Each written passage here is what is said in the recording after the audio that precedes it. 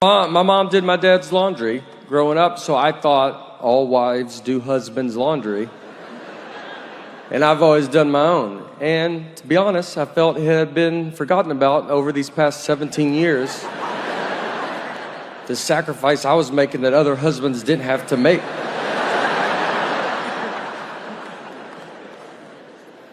One day, I was driving home, and it popped in my head, and I was like, all right, I'll bring that up.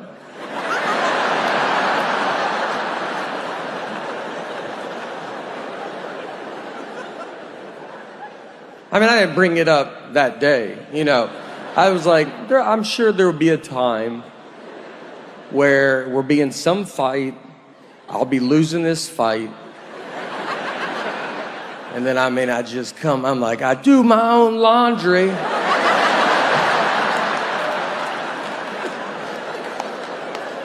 She's like, fight's over. You win, I forgot how good I got it. What I've learned, what's easier than working out is just tell people that you used to weigh 300 pounds. That's a lot.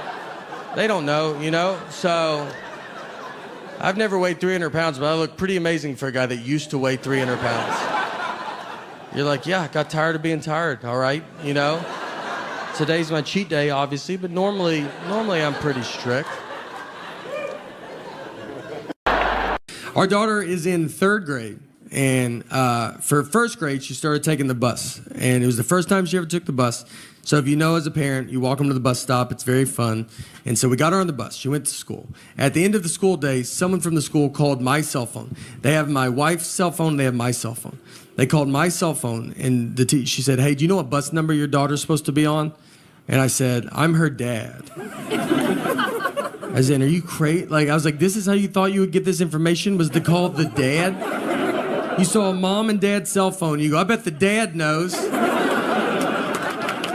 was like, do you have parents? Have you ever seen a family before? You thought, let's call the husband? Unless there's 2 husbands, you should never call a husband a day in your life. I would rather you ask a lady that doesn't know her. I think she could get to the bottom of it quicker than I can. All right. So we got in the fight over the phrase, one fell swoop. Just over this saying. And if you're a newlywed, you're like, well, that doesn't make sense. You're right, it doesn't. This is a double-digit married fight. This is when you've already done all the dish fighting or the putting your clothes away fighting. This is when they're trying to mentally break you. They got you almost how they want you, and this is the one that sends it over the edge. So my wife, she wanted to go visit her parents one weekend, and her parents are divorced, and which has been hardest on me, to be honest. That's something people don't talk about, When you marry into divorce, they divorced because of her, not me, so why do I have to go to 50 different houses? So she wanted to go visit her parents, and I want to do it in one fell swoop. Now, I've never heard my wife say the phrase one fell swoop. We've been together 20 years. She's never said it. And it felt like someone that day told her, hey, you should start using one fell swoop more. And she goes, I'm about to call my husband. And goes, perfect. Use it 40 to 50 times on him.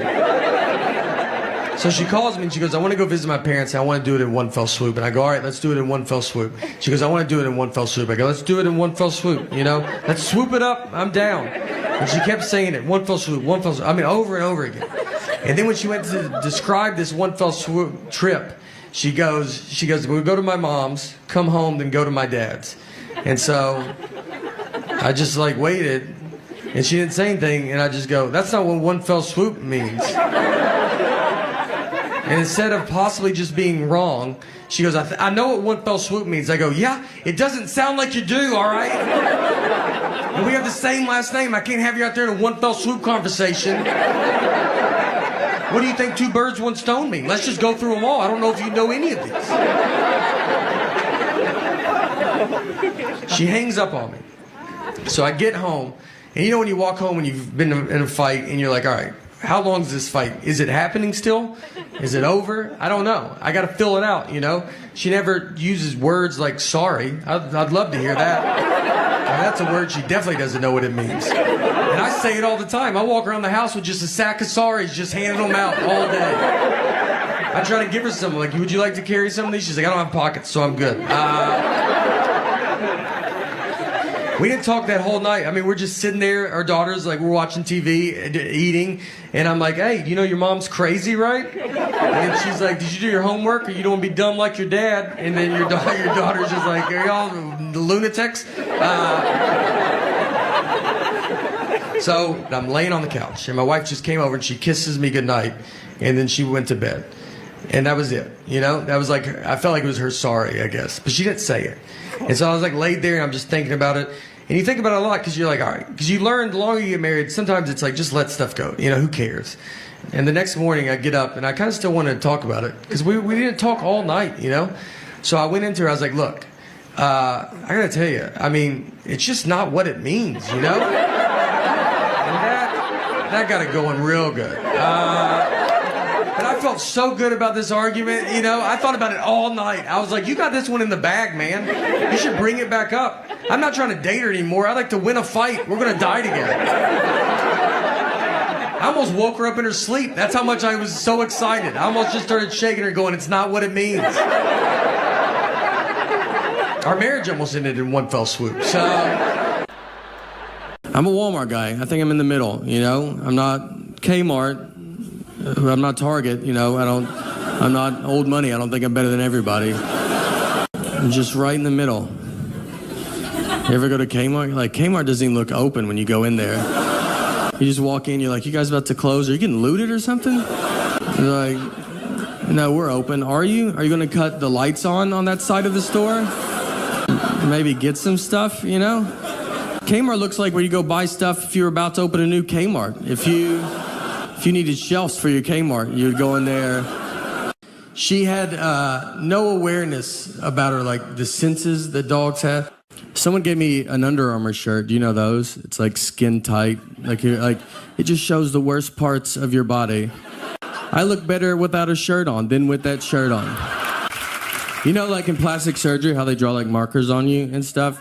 Like they should just put you in that shirt and be like, obviously you can see where we're going to go after the target areas. I always tell people I got to get back in shape, but I mean, I've never been in shape. So, as if I'm the one talking. I don't think of the consequences with everything. I would like another dog. My wife does not want another dog because it's a lot. Because you got to open the back door and let 2 dogs out. Then you shut. But then they want to come back in and you're like, gotta go let all these dogs back in. You're like, 1 dog, 2, look at all these dogs everywhere. Look, to be honest, I've never taken care of the 1 dog we have, but my mom and my wife planned the wedding, and they're both cheap. I got in trouble with my wife because, like, on her last birthday, I got her an oven. All right, pretty nice oven. Take it easy. And the reason I bought an oven, because, like, I know, like the vacuum, her other favorite toy as a kid was the Easy Bake Oven. So to go with her big girl vacuum, I got her a like grown up adult oven. Like there was heart behind it. Like that's not, you know, like that's not impressive. If she came home and bought me a truck and it turned into a live robot, I would lose my mind. And from what I can tell, we have a pretty big wizard problem in this country right now. I've been doing these drive-in shows, these drive-in movie theater shows, and my buddy Nick Novicki's been with me, and Nick's a little person, very fun. We started a comedy together. Nick's very fun to be friends with. He very easy to trick. We were once at a coffee shop, and a guy was sitting near us with a big husky dog, and Nick just goes, "Hey, you think that's a wolf?" And I just said, "Yeah, I do think it's a wolf." They just passed a law that if you can catch a wolf, you can have it as a pet. And he goes, "Should I go ask him about it?" I was like, I mean, absolutely, you know? I mean, he wants to talk about it. That's why he brought that wolf out here. And I watched him walk over to him and just go, "Excuse me, is that a wolf?" And the guy, I mean, he didn't really know how to answer it. He said, "What? I mean, you think I brought a wild wolf to this coffee shop?" And the wolf's just being cool about it. It's not losing its mind right now. When we were doing these driving shows, we were all on a bus together. I convinced Nick that I didn't know who Nancy Kerrigan and Tanya Harding were. Nick is learning this, that I do know who they are. He's learning right now with you. I never told him. I absolutely know who they are. He brought all his references are just 90s sports references. He only can reference the 90s.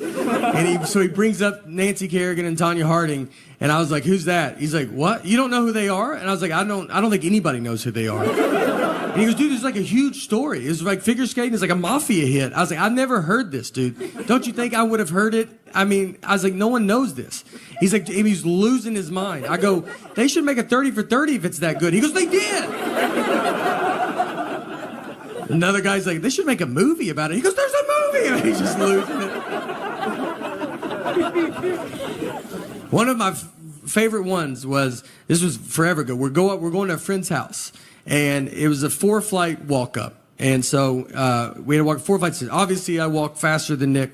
And I used to wait for him, but we've just been friends too long. I can't. We're like an old married couple. I'm just gone. So I knew where we were going, and I knew that he did not. So I leave him. And I go into my buddy's apartment. I was like, Nick doesn't know where you live. So that's fun, you know, just see what happens. About 30 minutes go by. Nick finally comes into the apartment, and I asked him, I was like, where were you? He goes, I didn't know where to go. And I go, I know. So, like, I mean, you've been gone for a long time. You know, did you go back outside? He goes, oh, no, I've been in someone else's apartment all this time. He went into he was just trying handles. And the door opened, he walked in, said, I'm with Nate, and went and sat on their couch. That's how far he made it. Think about where your couch is. That's how deep he made it into their place. And he's so confident. I mean, they had to be like, I don't know, maybe we know a Nate, you know? And I'm just looking at her like, you didn't feel anything? Like nothing was going, like I sensed it as a human on the couch. I felt there was turkeys outside. You want to take just one lap around, see if...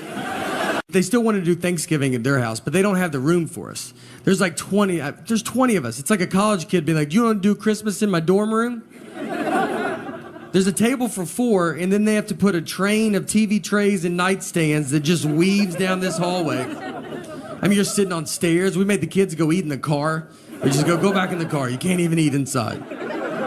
My mom didn't have ketchup. I was like, everybody just has ketchup. It just comes in houses. If I went to some alcoholic's house, he would have ketchup. His whole family would be gone, but I would say, do you have ketchup? He'd be like, I'm not that gone, man. God forbid I go to a store she has a coupon for. I mean, I'd be walking into the parking lot, just get a call, don't buy anything, I have a coupon. I'm like, do you think I'm going to come home and get that coupon? Is that what you think's about to happen? I'm going to try to pay more now that you called. I don't even know if Target allows that, but I'm going to try to negotiate up on this toothpaste. You better hope they don't ask me to round up. I'm rounding up. I hate coupons so much, and she's addicted to them. She will not let me leave. Like, I got a coupon. I'm like, I just feel so stupid. I'm buying deodorant, and I'm like, I don't have all the money, but I'm almost there. But I do have this coupon. One day, I hope to be able to pay full price. We are saving up as much as we can.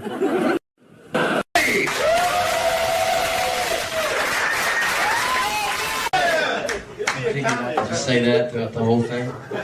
My name's Nate. It might be hard to understand me at some times. I'm from New York City. I'm just kidding. I'm from Nashville. I wear this shirt for a couple of reasons. So if I get questions like that, they're like, oh, Nashville, okay. If people come in late, they know. They don't have to interrupt us by asking. They'll just read my shirt. If they can't figure that out, then they're probably from Nashville too. They probably have the same shirt. I also wear it in case I get lost. People know where to send me. It's kind of like a dog leash. I got my name and number written in the back. So you can always find me if you see me laying on the street. Just send me back to Nashville. I'll be good. One thing I noticed since living here in Chicago is the directions that you get from so many people.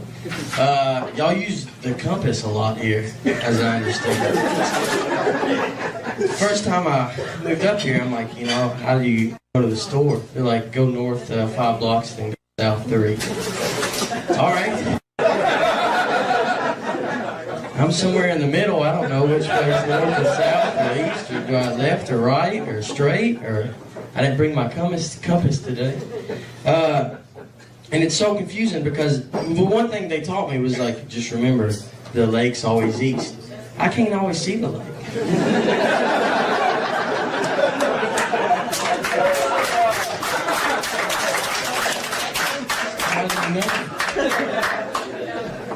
And people ask me, because you see someone, this is another reason I wear this shirt, because don't ask me for directions. But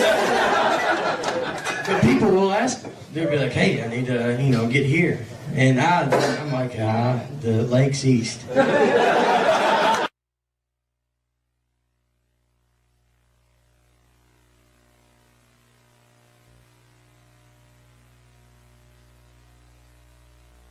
Easy throws them off and they just leave. And I keep going wandering around the city with my compass. Another thing here is my only phone here is a cell phone.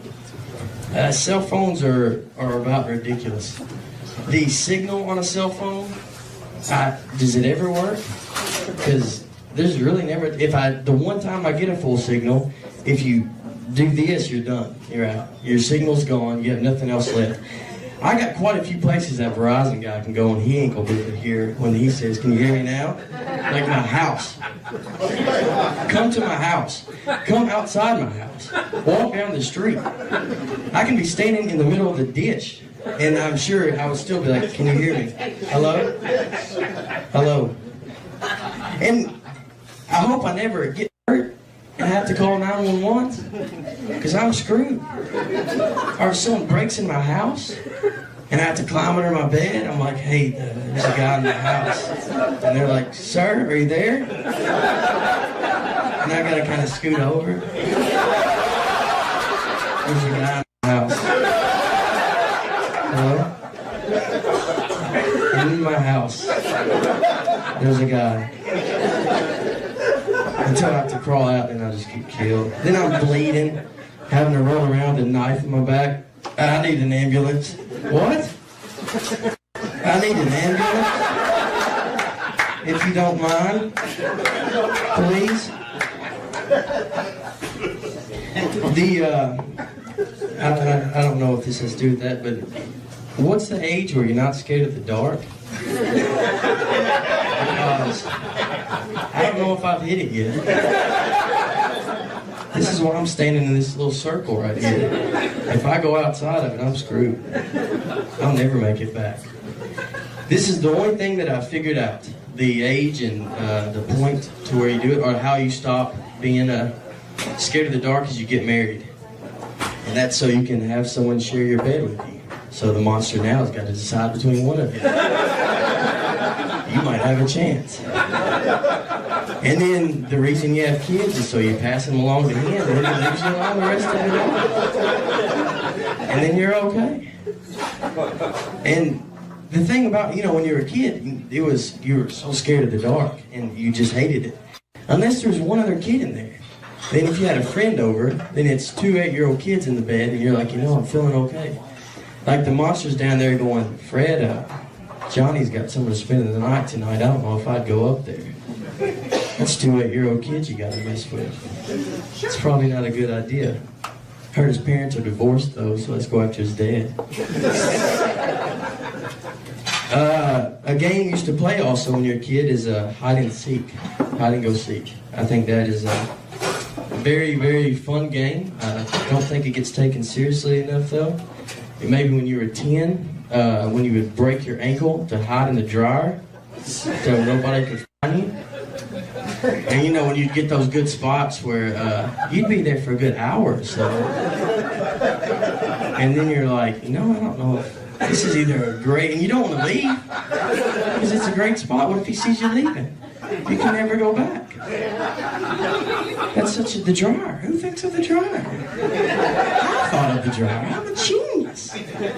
So you go, then you got to go up there, and he's already quit. He quit 2 hours ago. He's like, I couldn't find you. I looked for a little bit. The Easter was just recently, and speaking of hiding, they had an Easter egg hunt, and the thing is now is when they hide the Easter egg, they just throw them out on the grass. It's not game is. Because I guess they want everybody to find an egg, you know, make everybody happy. And that's not how I did it. My dad would hide them on the roof. You'd be mowing the grass in August and run over an egg. And be like, there it is. I found it. You'd climb trees, fall down and break the leg, get up, and you still had it. And then you'd open it, and it was the money egg. And it was worth everything, with $5 in it, and that's all you needed. Holidays are great too. I remember the first time I met the Easter Bunny. He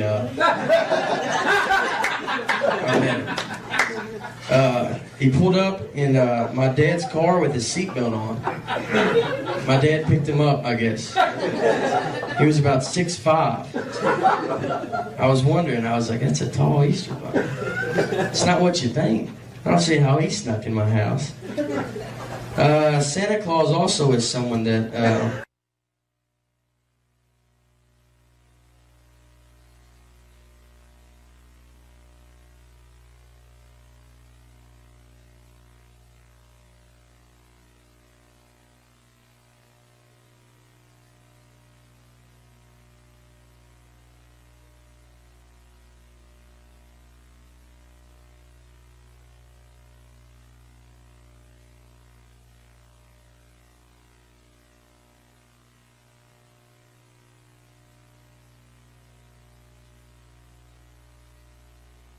You're like, I don't remember asking Santa for socks. Where did he get that idea? Socks and a toothbrush. He's wasting two good presents on socks and a toothbrush. Did my mom talk to him when I left? Because I don't remember saying that. And then, you know, then you got to go through the opening the presents and everything, and that's an awkward moment when you got to open presents. You don't know the reaction you're supposed to give, especially when they're like, go ahead and open it now. We're going to watch you. And then you got to open it, whether you like. I mean, are you supposed to jump up and just and just start running around the room? I can't believe you got this. This is unbelievable. You're so happy. You're just there's not any good reaction. If it is a terrible present, you're like, yeah, all right, thank you. And if that joke went well, didn't it? Should probably work on that one. I got another little story is my family, they used to give, my mom's side of the family would give everybody the same present. That was just, everybody would get the exact same present. And my dad was actually telling me this story, because he was before I was born. And he said that we have two people in our family and they're deaf. Well, this is the year when smoke alarms came out. So they got 2 smoke alarms. 2 deaf people got 2 smoke alarms. They didn't think about that, you know? It's not a Braille smoke alarm either, where you walk by. It beeps real loud. So, and their house burnt down a couple of days later. I guess they didn't get the batteries in there right or something. Well, that is my time, and I'm Nate. Thank you.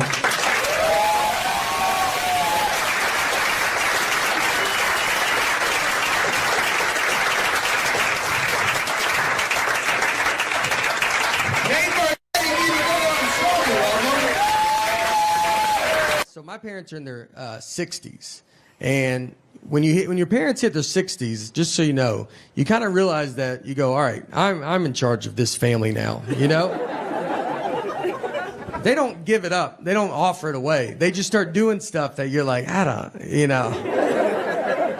We went to the store the other day, and we walked back to the car. We were in the store for an hour. We walked back. The driver's side door is wide open. He drove, opened the door to go inside, and just kept walking. He's been driving for 50 years. And I know cars are getting crazy, but one thing that stayed the same in all these 50 years is you got to open and shut that front door. My dad wore my mom's pants to a funeral. That was the day that I was like, look, we can't listen to this guy no more, you know? We got to go get him. He doesn't know what's happening. It usually starts happening when when you start doing the holidays at your house instead of your parents' house. That's when it starts happening. And so my parents, once we did that, they downsized into a 2-bedroom townhome. So they still want to do Thanksgiving at their house, but they don't have the room for us. There's like 20 of us. It's like a college kid being like, you don't do Christmas in my dorm room? There's a table for 4, and then they have to put a train of TV trays and nightstands that just weaves down this hallway. I mean, you're sitting on stairs. We made the kids go eat in the car. We just go back in the car. You can't even eat inside. My mom didn't have ketchup. I was like, everybody just has ketchup. It just comes in houses. If I went to some alcoholic's house, he would have ketchup. His whole family would be gone. But I would say, do you have ketchup? He'd be like, I'm not that gone, man. Do like a lot. Like she asked me recently if I would take a bullet for her. And look, here's the deal with that.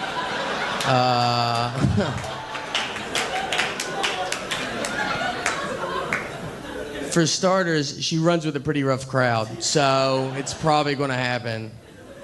Now, I did tell her yes, but like honestly, the reason I said yes was like, how fast is a bullet? Oh, it's like fast, right? Like, you don't hear a gun go off and you're like, oh, I should get over there and get in front of that, right? Like,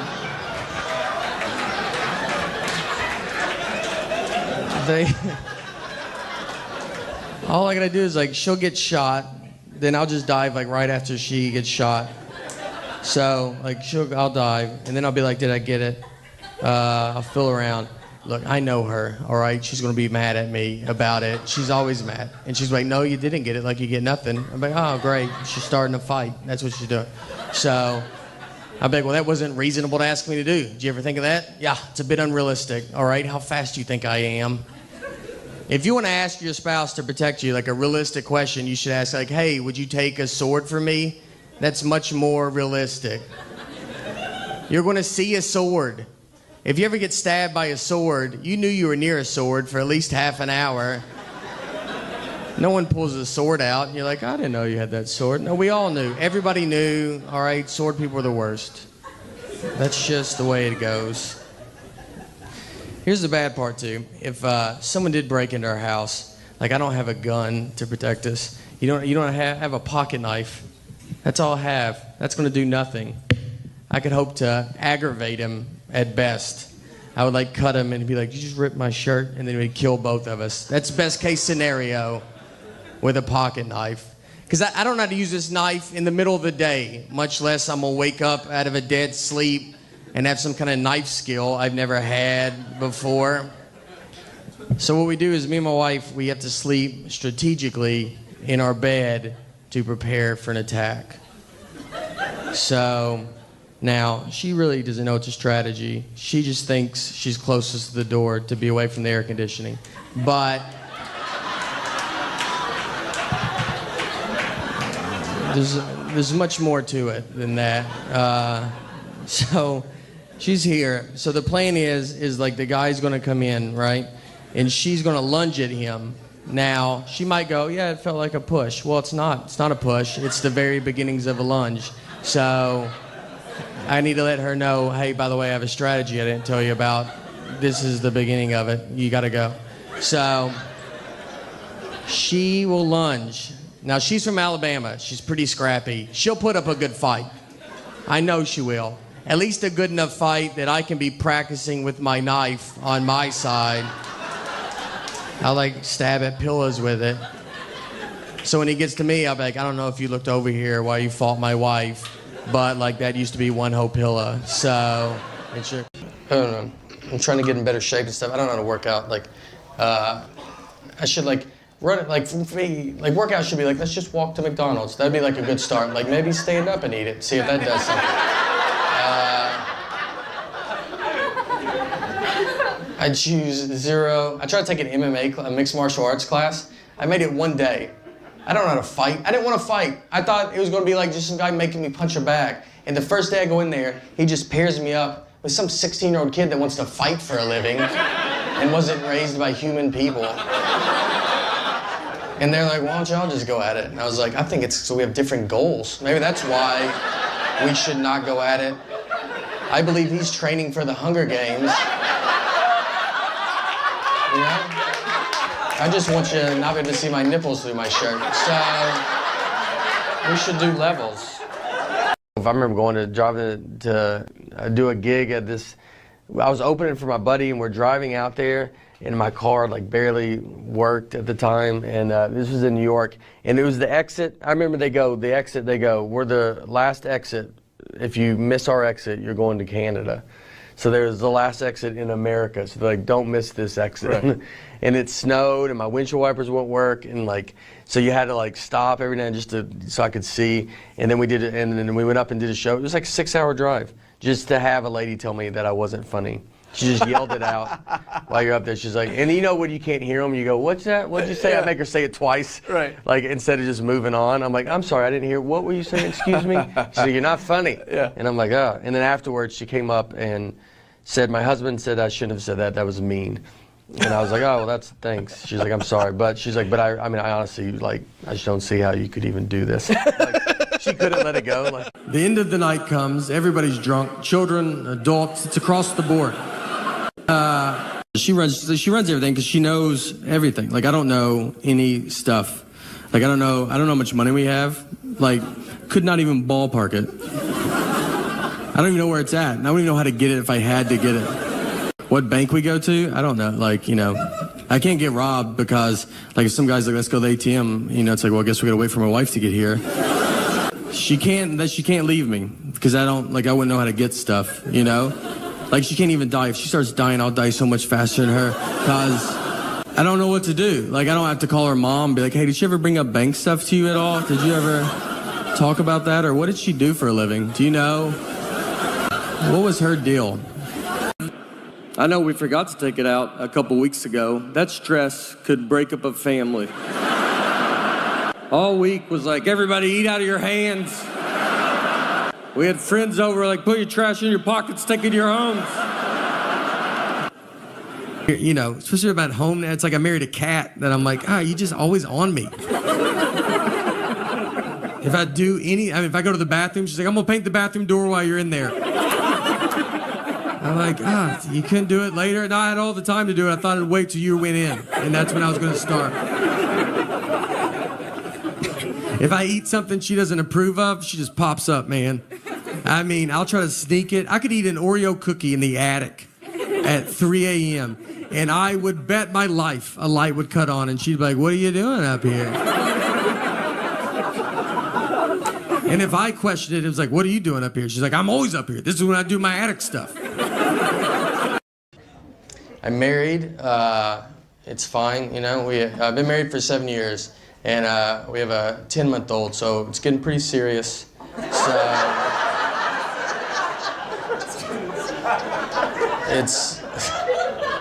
I lived in New York for 8 years, and so I just moved to LA, but my daughter was born. She was supposed to be born like when we were living in New York, but I flew home and she was born in Tennessee because I did not want her to be born in New York. Like, I don't need her growing up thinking she's better than me. So yeah, I was like, you start where we start, all right?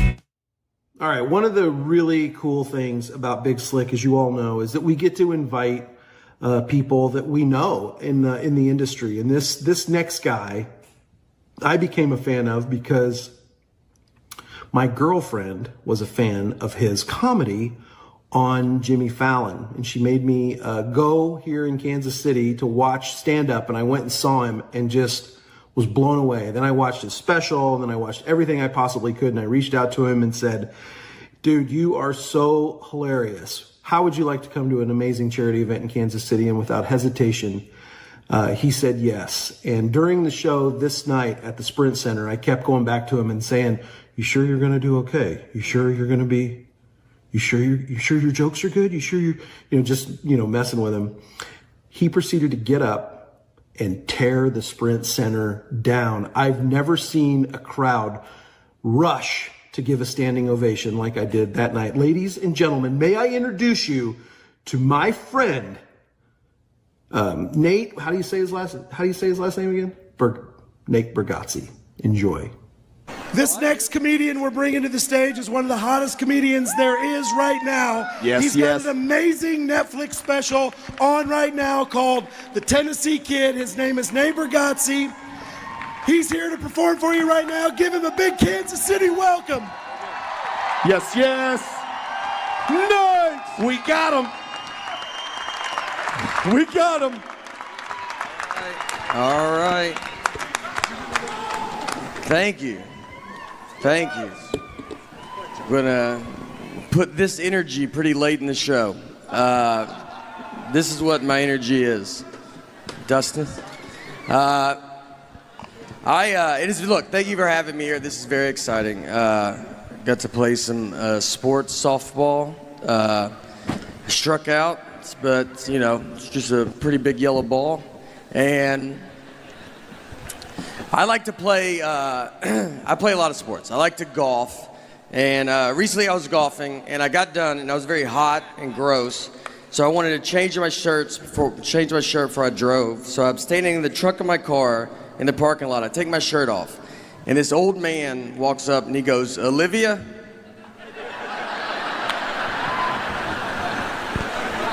He was looking for his elderly wife and saw me with no shirt on. I covered up. I was like, "What's that?" And he was like, "All right, honest mistake." And I was like, "That hurts worse than saying Olivia." I don't know who he offended more, me or Olivia. I think we could both have a word with him. I'd love to meet her, though. I'll tell you, I'd love to see her and be like, "All right, I get it." It was an honest mistake. I don't have a good body. That's the message. It's not. You ever wear those Under Armour shirts, those skin tight ones? Like I look better without a shirt on than with that shirt on. It just shows the worst parts of your body. They have like plastic surgery, how they draw markers on you? They should just put you in that shirt and be like, obviously you can see what we're gonna go after.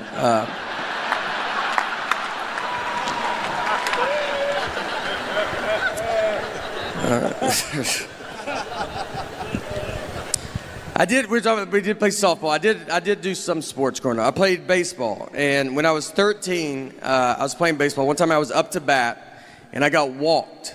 So I take my base, I get to first base, and I turned around, and the catcher was still standing there, and he was holding the ball.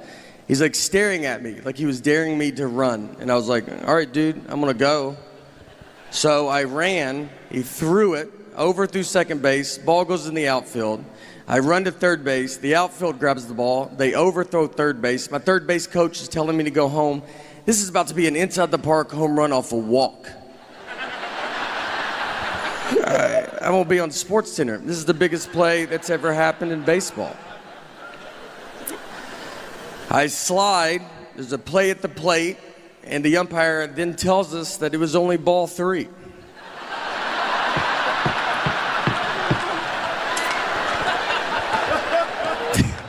This is exactly true. So, I've got to get up. Everybody's got to get up. I got to get my bat right where I left it. I got to bat again. It's 3 balls, 2 strikes. Next pitch, immediately strike out. I'm exhausted and just over baseball. Here's what I learned though that day. Here's what I learned. I learned that if you're confident, you can get away with quite a bit. Because no one tried to stop me, and they should have. They knew I wasn't supposed to go. That's why the catcher was holding the ball, because he was like, "I don't think he's supposed to be going yet." And then I just run to second. He's like, "Guess I'm wrong. No one's that dumb." And then he launches it into the outfield, who's barely paying attention. The umpire figures it out, but it's just easier to let me get back to him.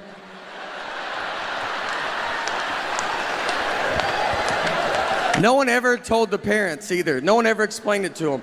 And they were cheering pretty hard. It's a pretty exciting play to watch. And they just see me slide into home and just stand up and bat again. Like that's just a rule in baseball.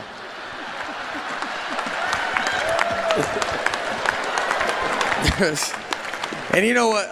What's funny too? The year before, I got a legit triple off a walk. So in that moment, I'm like, this is just what I do. You know, like I was like, don't walk me. Like this is my thing. All right.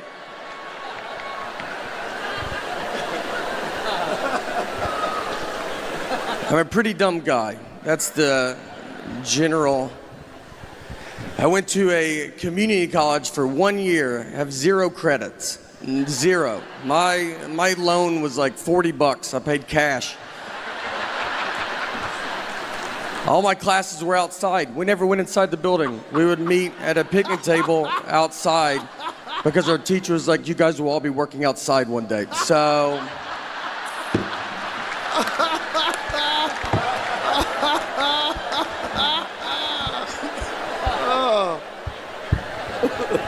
I've like thought about like if I could time travel, if I could go back in time knowing everything I know now, I don't think you would even hear about it. I think I would just get stuck. I don't know anything. Like I don't think I could. I think if I went back, I don't think I could prove I'm from the future. Like who's the next president? I'm like just name someone and I'll tell you if I've heard of them or not. But I have no idea.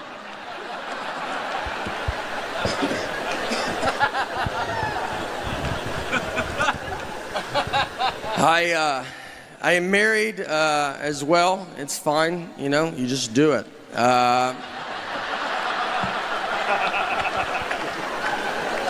This is what marriage is. It's just one guy talking and the other's like, I'm gonna get out of here. This is not.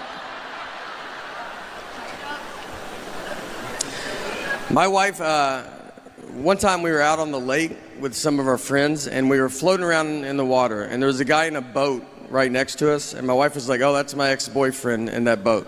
I didn't know who he was. She didn't have to say anything at all. She was just basically like, are you having fun? Because I would like to put a stop to that. And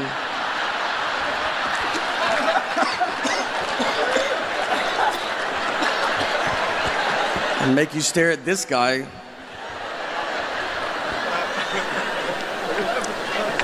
So I was staring at him, and then I looked at her, and she was staring at him, and I felt like she was staring at him to see what her life would be like if she didn't marry me.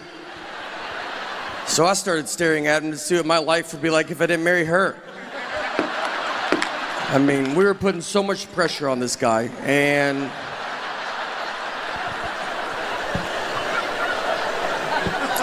nothing happened. We basically just realized we don't have a boat, but my friends were like, you shouldn't try to fight him. Why didn't you go fight him? I was like, I don't know, because I would have had to swim over to that fight. I don't know how intimidating that is for a guy to see a head in a life jacket floating his way. And then I got to get in the boat. Have you ever tried to climb into a boat from water? It's not aggressive. It takes an hour if no one is in the boat. I would need his help. That's how that fight would start.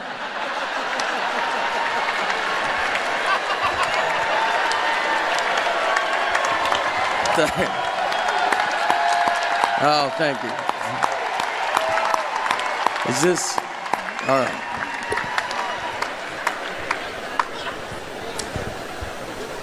We fight a lot, my wife and I. If we're gonna fight, she'll give me the silent treatment. And the silent treatment is very common. Everybody knows what it is. And I think you're just born knowing it. I don't think you're taught it. You know, it's just like something that's inside of you. Here's what made me realize that. I was rewatching the movie Sixth Sense. And look, I'm not trying to do a 6-inch joke. This is a 20-year-old movie. I mean, look how old he is now, Haley Joel Osment. It's that many years ago. That's the baby. It's 20 years old. I also have to spoil it for you, but again, it's 20 years old. So if you haven't seen it by now, then I don't know. Well, I don't know what to tell you. But think about when you saw this movie for the first time. None of us knew he was dead too, by the way, just so you know. And if you haven't seen it, like, that's a pretty big part of it. But For those that have, think about it. When you saw this movie for the first time, none of us knew he was dead. That was the biggest surprise we've ever seen in a movie. We just thought his wife wasn't talking to him for like a year. That made more sense to us than him possibly being dead.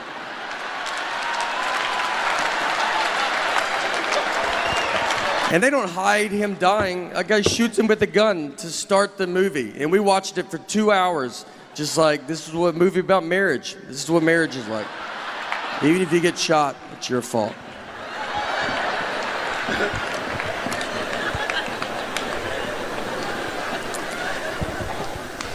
We have a daughter as well, and when my daughter was to be born, I'm from Nashville, and when she was to be born, we were living in New York, but she was not born in New York. We flew home. She was born in Tennessee. I don't need her growing up thinking she's better than me. So I was like, you start where we start, all right? No one gets a leg up in this family.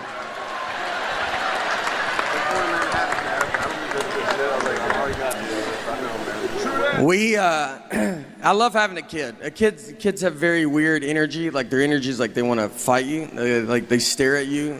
They stare at just strangers for so long. And you try to stare back like, I will fight you in front of everybody. And they just look through you like, please, I would love it if you tried. I'm a big chain guy. I go to a lot of chain things. I just like to go to businesses that are doing good everywhere. I'm a big McDonald's fan. I go there quite a bit, and I take my friends, and every time I go in there, they're like, I haven't been here in forever. It's like, don't act like I'm the one keeping them afloat, all right? They're doing real good. So I went in with a buddy of mine, another comedian named Louis J. Gomez. And me and Louis, we go in, we ordered our food at McDonald's, and we sit down at our table. And then Louis went to the bathroom. He left me alone with his food. So I was like, you know what? I'm going to play a prank on him. So I grabbed his hamburger, I unwrapped it, I took a bite out of it, then I wrapped it back up and put it back on his tray. That's my big prank, right? Like when he comes back from the bathroom, I'll be like, dude, did they just eat your burger? That's crazy that they're doing that, right? Is that crazy? It's a dumb prank. It's harmless. It should never leave the table. All that should happen is Louis should come back, he should open his burger, and his first reaction should be to look at his best friend who's sitting with him, who also, by the way, dabbles in comedy. And just be like, hey, I just want to run this by you before I unexpectedly go freak out on this entire McDonald's. That's what I thought would go down. Just a little, hey, did you touch my food the only time it's out of my sight? I just want to know before I try to fight a group of people that are going to be pretty confused on why they're fighting. But instead, I got to learn I'm friends with a lunatic and a guy comfortable fighting McDonald's employees because he opened his burger and could not have ignored me quicker. He looked at them so fast, almost like he expected them to do it, like it's happened before. And he's like, again with this. I will fight all of you till I find out who ate my burger. And he gets up, he starts walking towards them. I can't believe it's working. We have gotten so much farther than I'm prepared to get. So I just grabbed him. I go, dude, I ate it. Like, why would you not look at me once to see if I did this? And I get him to sit down, and it's weird. Like, everybody's looking at us. It takes 10 minutes for people to quit filming us with their phones. And it hits me. I'll just sit there. I was like, you're gonna get killed one day, man. I was like, let's pretend I'm not here. Let's pretend that someone did eat your burger that worked at this McDonald's. You're just gonna go blindly fight him. Not even try to size him up, see what he looks like. Do you really think you could beat up a guy that is apparently pretty confident in himself, that he's making burgers, he's then eating them, and then he's wrapping them up and just sending them out to whoever? You don't think that guy's probably the greatest fighter of all time? I think you're gonna walk to the McDonald's counter and be like, who ate my burger? And all the McDonald's employees are gonna part ways. They know exactly who you're talking about. And in the very back, you see a guy cracking his neck. He's got his fist in the fryer, doesn't even know it, just warming his hands up. All right, that's it for me. Thank you guys for letting me come out, honestly. I appreciate it. Thank you. Thank you. Thank you. Oh! Unbelievable. Natebargatze, everybody.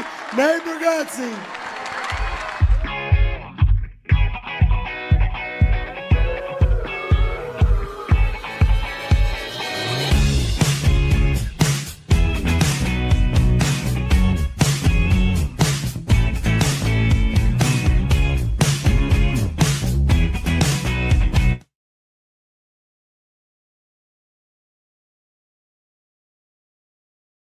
Look, you think I'm old? There's people older than me still around. Yeah. That's crazy. It's crazy. Walking around. People from the 30s. My great Aunt Helen, from the 30s. She's deaf. They didn't know she was deaf until she was 9 years old. That's how long it took them to figure it. Deaf, one of the easier ones to figure out. And the doctors were baffled as they smoked in her face. And they're like, you know. She's rude, I'll tell you that. Once I was checking a bag, and the guy by the counter, he sees my ticket says Nathan, the license says Nathaniel, and he was like, this is not good. He goes, these names don't match. And I was like, but they match, right? Like, you can see the leap that we took to get from one to the other. And he was like, but they're not the same. I was like, but they're the same. And I'm realizing he cannot find out people call me Nate at that point. I mean, he can't handle that. He's gonna call the police over to be like, there's a guy with 3 names trying to fly right here. If you guys want to just shoot him from over there or something. So I was like, what do you want me to do? And he goes, you should go home. That's all I got. I said, look, I'll give you that those names don't match. But what I think is gonna help a ton is the picture on the ID. Something that I've always loved that they did. And I think with 70% of that name matching and 100% face, it's 170%. I think I'll get through it. The end of the night comes, everybody's drunk, children, adults, it's across the board. Fight breaks out. We hear some of y'all fight. And I mean, you're sitting there, you got a 50-50 shot. It's not your side of the family. We get over there, it's 100% our side. It's my dad's aunt and an uncle, both rolling around on the ground. They're in their late 70s. He wanted to leave, she did not. So they thought, let's just handle it in front of everybody. So we got to get him apart, and he starts fighting us. And he's a pretty good fighter, all right? He's punching women in public. You don't think he's handled some dudes in his lifetime? That ends the night. You know, you can't be like, all right, guys, let's calm. Let's cut the radio back on, find a good station. Tuesday is sadly divorced now. That did not work out. My dad's aunt and uncle, sadly, it did work out. They're still together. Here's what I'm doing for, you know, my daughter's future environment is what I decided to do. They say we won't have water. So I put a bunch of buckets outside to collect water. And when she turns 18 and she's like, do I get money? I'm like, something a little better than money. I bet you've always wondered what those buckets were doing outside. Well, they're all yours. And that's for your kids and their kids. Everybody gets a bucket of water. No, look, guys, all seriousness, though, global warming, we gotta stop it. Or more of it. I don't really know which way we want to go, but it can't stay warmer. I know that. It's got to be one or, something's got to happen. Something can't stay where we're at. So go, I don't know what direction you want me to just go. Guys are not good at marriage, all right? It's not our fault. We weren't prepared for it like women are. Your whole life is built just preparation for marriage. Look at every toy you played with. When you're a baby, they give you a baby doll. So they give you a baby when you're a baby. You don't even know you're alive yet, and they're like, look, I would probably start figuring this out. This is where it's going. Then they give you Barbie and Ken. They live in a little house together, and that is where you learn how to make drama. Then you would play house, like you would fake vacuum. Just fake vacuum with your friends. That was awesome. And it's weird, because when I see my wife vacuum now, I'm like, she is living her childhood dream. She's made it. I heard a story. This kid, he had 2 goldfish. So he grabbed one of them, he squeezed it, it exploded. It's pretty crazy. I don't feel bad for that goldfish. He died quickly. I feel bad for the other goldfish that just has to deal with that trauma now. You know how insane that would be?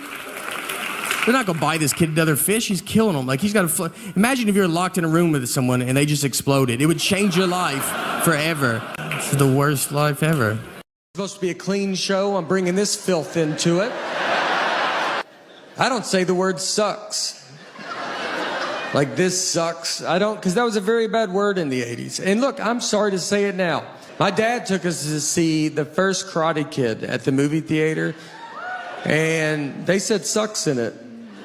And right when I heard it, I looked at my dad and I go, what kind of trash you bringing us to? I was not allowed to watch anything. I mean, when they made The Simpsons, it was like, I guess they're just showing R-rated TV shows now. She does whatever she wants. She turned 18 and got a tattoo. And I was like, well, you're going to get in pretty big trouble when they find that out. And she goes, I'm 18, I can do whatever I want. I go, yeah, well, I'm 28, and I'm still hiding wine, so I don't think you can. Pardon my language, but I think it stinks what's going on. I think it stinks. My wife will tell me that she always says that I don't like the way she talks. And it's not her voice. That'd be a big problem, I think, if it was like, it's your voice. I just hate it. I called her because I was about to take off, and I was like, all right, what time do you guys leave? It was 11:30, and they're still at home. I was like, Laura, I don't know if you even know what an airport is. But if that plane was in our driveway, I don't think you could make it. So, what do you think I wanted to know when I asked that?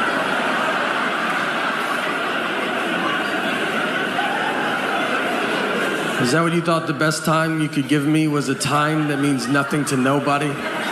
Last year, my dad he's doing a show. He does these magic shows in prisons. And during the show, one of the inmates just stands up and says, I know your son, which is probably not the best place as a father to hear that. Just like, I know your boy. He keeps his mouth shut. He's good people. So my dad, he goes, hey, he's like, all right. He goes, how do you know my son? And he was one of the guys that carried me up those stairs that day. I was 12 years old, and we've never known who carried me up those stairs. And then his brother saw me on the Tonight Show and was like, that's that kid that we carried up those stairs that day. So it's pretty crazy. And so since then, I've been actually bringing him out to shows, and I'm going to bring him out tonight. And no, he's not here. He's in prison. But yeah. Sorry. Yeah. Trust me. Look, he would love to be here, trust me. I mean, yeah, he'd kill to be here, to be honest. But I do my own laundry. My mom did my dad's laundry growing up, so I thought all wives do husband's laundry. And I've always done my own. And to be honest, I felt it had been forgotten about over these past 17 years. The sacrifice I was making that other husbands didn't have to make. One day, I was like driving home, and it popped in my head, and I was like, all right, I'll bring that up.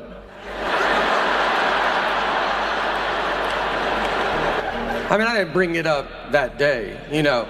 I was like, I'm sure there will be a time where we'll be in some fight, I'll be losing this fight, and then, I'm like, I do my own laundry. She's like, fight's over, you win, I forgot how good I got it. In our neighborhood, we live in a cul-de-sac, which is very exciting because I grew up on a straight street and I always dreamed of living in a cul-de-sac. You see them and you're like, can you imagine being up in one of those? We do all the cul-de-sac stuff, you know, like if anybody comes down there, we're like, what are you doing down? Just any car, we're like, you better get out of our cul-de-sac. We take our trash out one of the days, I don't know the day, but it's a day. We do it, there is one day. I know we forgot to take it out a couple weeks ago. That stress could break up a family. All week was like, everybody eat out of your hands. We had friends over, like, put your trash in your pockets, take it to your homes. She had no awareness about her, like, the senses that dogs have. Our daughter would put birthday cone hats on her, and one time one slipped over her eye, and it was like that for 6 hours. I was just trying to see how long, like, how's it accidentally not coming off? And she was just going about her day, just eating, drinking, like, yeah, I can't see all that eye no more, all right? That's the cards I was dealt, and that's okay. And then I pulled it off of her, and she's like, oh, I didn't know you were a doctor. And I'm like, I am a doctor. Just two dumb animals talking to each other. And this old man walks up to me and goes, Olivia? He was looking for his elderly wife. and saw me with no shirt on at a car that he does not recognize. None of this is enough to not make him say it. He was like, Olivia? I covered up, and I was like, what's that? And he was like, all right, honest mistake. I was like, God, that hurts worse than saying Olivia. I don't know who he offended more, me or Olivia. I think we could both have a word with him. I'd love to meet her, though, I'll tell you that. Look, the it's getting very advanced. I've been to a dog bakery. I've been to a dog bakery in my life. I went in there, and no one was in there. The lady was looking at me like, are you here to buy this store for me? That was her only hope. She said her and her husband bought the store for their 27-year-old daughter who graduated from college with a degree and came out of college and said, I want to own a dog bakery. I want to make cakes for dogs. Which if I asked my 6-year-old what she wants to do when she grows up, I think she'll tell me she wants to make cakes for dogs. And I'm going to tell her that she can do whatever she wants to do, hoping she doesn't turn 27 and go, let's talk about those cakes for those dogs. God forbid I go to a store she has a coupon for. I mean, I'll be walking into the parking lot, just get a call, don't buy anything, I have a coupon. I'm like, do you think I'm going to come home and get that coupon? Is that what you think's about to happen? I'm going to try to pay more now that you called. I don't even know if Target allows that, but I'm going to try to negotiate up on this toothpaste. You better hope they don't ask me to round up. I'm rounding up. I hate coupons so much, and she's addicted to them. She will not let me leave. Like, I got a coupon. I'm like, I just feel so stupid. I'm buying deodorant, and I'm like, I don't have all the money, but I'm almost there. But I do have this coupon. One day, I hope to be able to pay full price. We are saving up as much as we can. He gets to it. It's batter and syrup. They're in clear containers. They're not labeled, but they're in clear containers. He gets the syrup and starts pouring it on the waffle iron. And I'm not even stopping him because he's not doing it where he's going, I've never done that. He's doing it where we're probably going to try it after. I mean, he's just like, you're like, dude, I can't wait to see what this guy's making. Like, he might know something that I don't know. He shuts it, turns it over, it cooks. He's like looking at us. We're like, I mean, the whole line's like, yeah, what is that going to be? And it makes black smoke is what it makes. Just, I mean, dark black smoke. Just starts filling the lobby. The manager comes over. He's like, what are you doing? He's like, I guess I poured the wrong one. These are not labeled. And the guy's like, they're in clear containers. Do you not know the difference of batter and syrup? And he's like, I bet it happens all the time. He goes, I've worked here my whole life and I've never seen this. Stamps make me nervous because I don't know how many you're supposed to put on. Where they're going to be like, you should put one more on. And they changed the price of stamps, and that's not in the news, you know. You don't find that out on Twitter. You have to find out from old people. They're the only people that know. They keep up with it. They're like, stamps went up. You're like, okay. All right. Is it $100? Like, they're furious. They're like, is it $100 a stamp? It's 3 more pennies. I've never been called a millennial or Generation X. I've never even really heard any of those terms growing up. And now you hear them all the time. So I looked it up to try to see, I was like, what am I? And I'm technically nothing. I'm on a cusp. I'm a generation gap.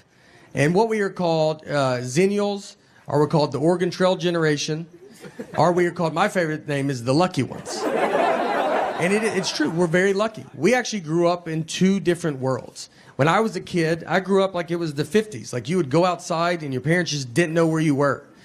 We went to school and played Oregon Trail on a computer at school. No one had a computer at home. It's like, what are you, a zillionaire? Like, I mean, you could. But then in high school, I had AOL. You know, we had a computer at home. Then I got a beeper, and then I got a cell phone. I didn't have social media until I was 26 with MySpace. You know, I mean, social media, like, whatever I did in high school is a rumor. It can't ruin my life. So if you're around my age, you might realize, like, you just end up always kind of being in the middle. Like, I understand when a Gen Xer says something, you're like, I get it. And millennial says something, you're like, no, I get it. You always just feel in the middle. And these groups all hate each other. And the most I've ever felt where I was in the middle was just this one hotel that I stayed at. So a lot of hotels now, they have Chromecast, and you can watch like Netflix in your hotel room. So I get in my room, and I turn it on, and my Chromecast is not working. So I call down to the front desk, and the oldest voice I ever heard answered the phone. This guy was a Civil War survivor. I mean, he was the age where you just go, thank you for your service. And it's like, was in the Army? You're like, probably, man. I mean, there's an age where like they all had to go at that age, so just say it. So I tell him, I go, hey, my Chromecast is not working. And I could have just made up a word. I mean, he's never heard of that. I could have said, my beep bop broke. I mean, he asked if I was staying at that hotel. That's how, he goes, are you staying here? I was like, do you think I've called the front desk from a different hotel room? He goes, look, I don't know what this is, but there's a younger guy here. I'm going to send him up. He'll be able to help you. And I was like, great. So that guy comes up, and he knocks on my door. I open it. He's my dad's age. And I mean, right when I see him, you're like, all right, dude, we don't have to do this, you know? I mean, I know you've heard of it, but you're not, if I can't fix it, you're not going to be able to fix it. But he's the generation that still wants to give it a try. So I got to let him in. So he comes in my room, sits on my bed, a little too far back, I thought. I just remember like the back of his calves were touching the bed. And I was like, are your feet dangling? How far back are you going to go? Are you cold? You want some covers, man? He gets the remote and just starts pressing all the buttons. And I said, I don't know if that's going to do it. And he goes, let's just keep trying it, though. I go, all right. I'm going to turn the shower on, open a window. Let's try everything. You know, let's just see. Maybe it turns on. Who knows? Maybe it's all connected. So we can't get it. And he goes, all right. He goes, there's a younger guy. He's about to come to work. And at this point, I'm like, I'm the younger guy, man. I was like, it's all right, dude. I don't need it. And he goes, no, it's a millennial. And I was like, all right, now we're getting somewhere, you know? This is what the millennial does. He was born with technology. He's going to know how to fix this. I was excited. I was like, great. He goes, he comes to work in an hour. I go, wonderful. And let me tell you, you know how quick that millennial fixed it? Well, I'll never know because he just didn't come to work that night. So, and I found out because the old guy called me because he was supposed to fill in for him. He was furious, dude. He hates that millennial. He goes, he never comes to work. He doesn't take it serious. He's got a peanut allergy. And I was like, all right, well, I ended up fixing it myself because it was just unplugged. So that's my fault. So my dad goes to the doctor, and they were like, do you use Afrin? And he goes, no. And the doctor was like, I can see that you use it. I was just saying that. He goes, how long have you been using it? My dad said 5 years, which is a lie. But my mom was there, and she goes, how about 45 years? That's how long he's used it, 45 years. The back of the box says no more than 3 days. There's not a medicine on earth that tells you to give it a good 45-year run. We recycle, you know, and we recycle because of my wife. It's her, she gets all the credit for that. I would never recycle if I was by I don't do it if she's not looking at me. So I would never do it if I was alone. I looked up a list of like what are you supposed to do for global warming as an individual? And it was a big long list. But the first thing on the list was my favorite. It just said, just talk to your friends and family about it. Think about your friends and family. Like, just when you guys get together, like, do you mind if we talk about global warming for a little? I just thought this would be a good time to get into it. I had a great aunt and uncle fist fight each other at a wedding. Let me get in the middle of that fight. Any chance this fight was about global warming? Because I just would love to get that conversation rolling, you know? I can be wasteful. If something gets to the bottom, I will throw it away. Ketchup. If ketchup gets like that much left, I'm like, blah. She will put the old ketchup with the new ketchup. That way your ketchup's always gross. Toothpaste. I will use it to what I think the average person uses it to. I don't think I should feel muscles trying to get it out. I'm not gonna have an iron on top of it. But she'll do it more. So I know when I'm done with it, I give it to the hobo I married. She cuts it, gets it all out. I married an old man from the Depression is who I married. The guy used her a lot for duck hunting. So he would shoot a duck. She's supposed to run and go get it and then bring it back. So what I like to picture is he shoots the duck. She runs out, comes back, no duck. And she's like, I don't even know what we're doing. All right, I did not. A million things flew in the air when you shot that gun. And I'm supposed to know which one you hit. And the guy's just looking at her. And then she's like, you're not even the guy that I came out here with. Do you see, is there another guy out here by any chance? Our daughter would put birthday cone hats on her, and one slipped over her eye, and it was like that for 6 hours. I was just trying to see how long, like, how's it accidentally not coming off? And she was just going about her day, just eating, drinking, like, yeah, I can't see all that eye no more, all right? That's the cards I was dealt, and that's okay. I was just honest with her. And I set her down, I said, look, Annie's very sick, and she's older, and she's gonna die soon. This happens, so just love her as much as you can right now. And she took it as good as a 5-year-old can take it. So the next day, I kind of told her again, you gotta tell kids over and over again. I kind of kept telling her, I didn't want this to be a surprise. And then Annie surprised us by living 6 months longer. I mean, we were way off on when we thought she was gonna die. But I already started telling my daughter I didn't want to stop and then have to start it again. So I just kept it up for 6 months. Every day I was like, she'll die. All right, she will die. She will die. I will die. Your mom's dead.